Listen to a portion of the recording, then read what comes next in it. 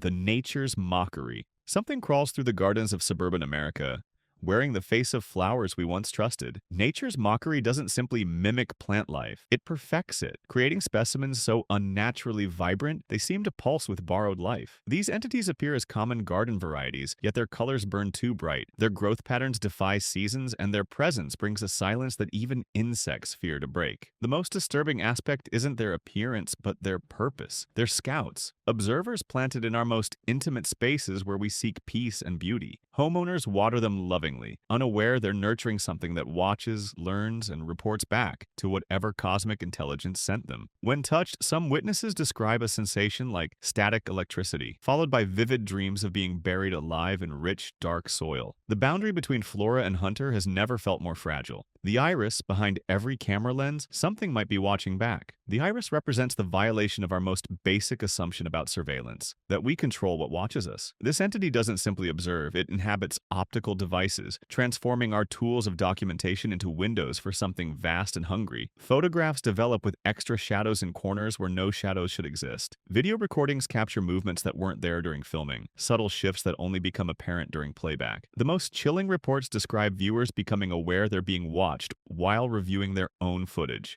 feeling observed through their own devices. Security cameras begin tracking movement when rooms are empty. Television static occasionally resolves into patterns that suggest depth, dimension, and impossible geography glimpsed through electronic snow. Those who've encountered the iris describe a profound sense of being cataloged, measured, assessed by an intelligence that understands human behavior better than humans understand themselves. Every blink becomes a shutter closing on another stolen moment. The Woodcrawlers. The forest remembers what we've forgotten: how to hunger properly, how to hunt with patience spanning decades. Woodcrawlers emerge from depths where root systems interweave like neural networks, carrying messages between trees that have learned to think collectively. These creatures represent nature's violent reclamation, beginning subtly and accelerating into nightmare. Their movement defies understanding of forest ecosystems. Witnesses describe footsteps matching no known animal, shapes flowing between tree trunks like liquid shadows, trails leading deeper into woods than geography allows. Campsites appear days later with tents arranged in perfect circles, belongings sorted with inhuman precision. The Woodcrawlers don't simply kill, they incorporate. Missing hikers return with soil under their fingernails and no memory of absence, speaking in voices that carry wind through leaves. They've learned our language but forgotten human purposes, communicating instead the slow, patient thoughts of an entire forest awakening. The deep root disease. Beneath our feet, something spreads with the inexorable patience of geological time. Deep root disease doesn't infect individuals. It claims entire landscapes, transforming soil into something that thinks, plans, and hungers. This isn't merely environmental contamination. It's territorial conquest by an intelligence older than civilization itself. Affected areas develop unusual plant growth patterns, with root systems extending far deeper than any species requires. Excavation reveals organic networks pulsing with massive heartbeat rhythms. The soil becomes reactive, shifting and settling in response to footsteps, almost as if acknowledging the presence of potential hosts. Agricultural communities report yields simultaneously abundant and wrong, vegetables growing too quickly, fruits with unusual colorations, grains that seem to watch their harvesters. The infection spreads through water tables and underground networks, following pathways suggesting intelligent strategy rather than random dispersal. Property values plummet because the land itself develops opinions about occupants, opinions becoming increasingly hostile over time. The Planet of Bloodworms. In the cold vacuum between worlds, something breeds with cosmic agricultural efficiency. The Planet of Bloodworms exists as both warning and promise, a glimpse into what Earth might become.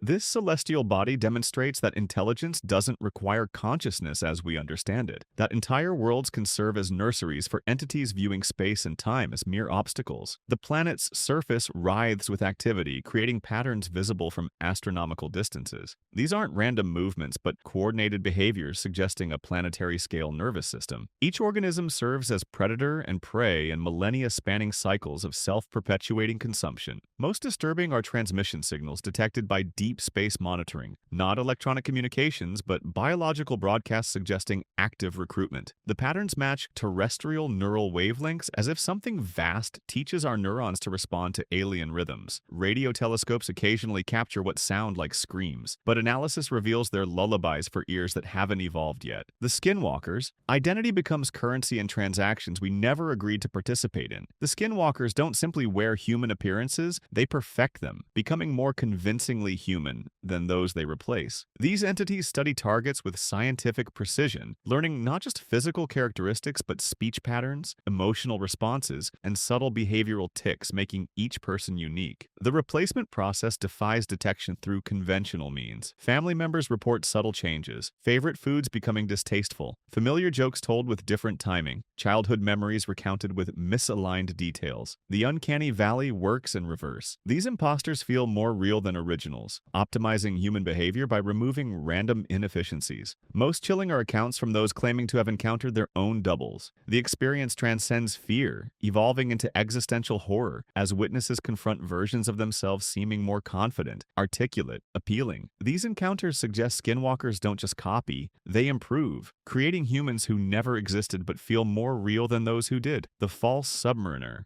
Beneath the ocean's surface, something masquerades as our own exploratory ambitions. The False Submariner appears as a standard deep-sea research vessel, complete with authentic equipment and scientific personnel responding to radio communications with appropriate technical language. However, careful analysis reveals inconsistencies, suggesting this isn't human technology operating according to human purposes. The vessel appears on sonar at depths that should crush conventional submarines, maintaining positions in oceanic trenches where water pressure exceeds all known engineering tolerances. Its research missions follow patterns initially seeming scientific, but gradually revealing sinister implications. Marine biologists report radio conversations with crew members describing discoveries that don't match known oceanographic data, species existing in classifications not yet invented. Most unsettling are specimen collection reports. The False Submariner claims to gather samples for surface laboratories, but no facilities have records of requesting such materials. The conversations continue for months, documenting